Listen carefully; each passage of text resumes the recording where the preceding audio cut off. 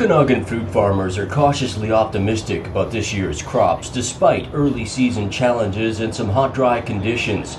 Farmers in the northern part of the Okanagan are also starting to pick peaches and nectarines, and the apple crop outlook for August looks positive at this point as well.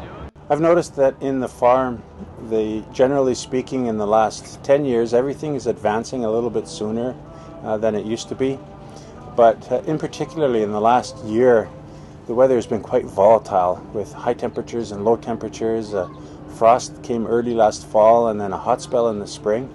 And that's made some variations in the botany that goes on in the farm and affected the crops. Their saliva kills it. Right. It's brutal. Unlike some farmers, Gatsky has diversified his crop that includes cherries, peaches, apricots, apples, and more. Grapes appear to be the hardest hit of valley crops so far. Wineries have been forced to ask for more help from the federal and provincial governments after being slammed by extreme cold for a second winter in a row. Staying on top, we can't count on what was the normal. And I can remember growing up having Red Haven peaches for the September long weekend year after year. And it's been 10 years since we've had any left by that date. And our other peaches that we normally pick mid-September, they're coming in August. And so it's constantly changing, but I would say it's an accelerating curve. Some of the nectarine trees on Gatsky's farm were killed in the winter and will have to be replanted. So we pruned it.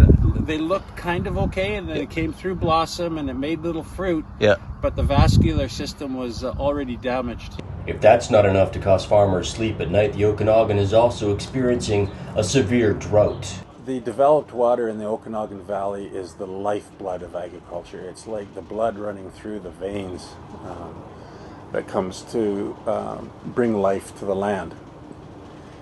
Without it, we'd go back to a desert. We're at the northern end of the Sonora, and it would start to look like that if we didn't have the irrigation systems.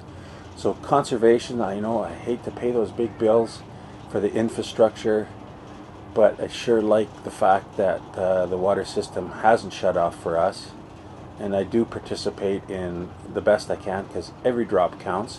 When Gatsky looks at the future, he's optimistic despite the challenges, and he believes farmers will find a way to get through these droughts.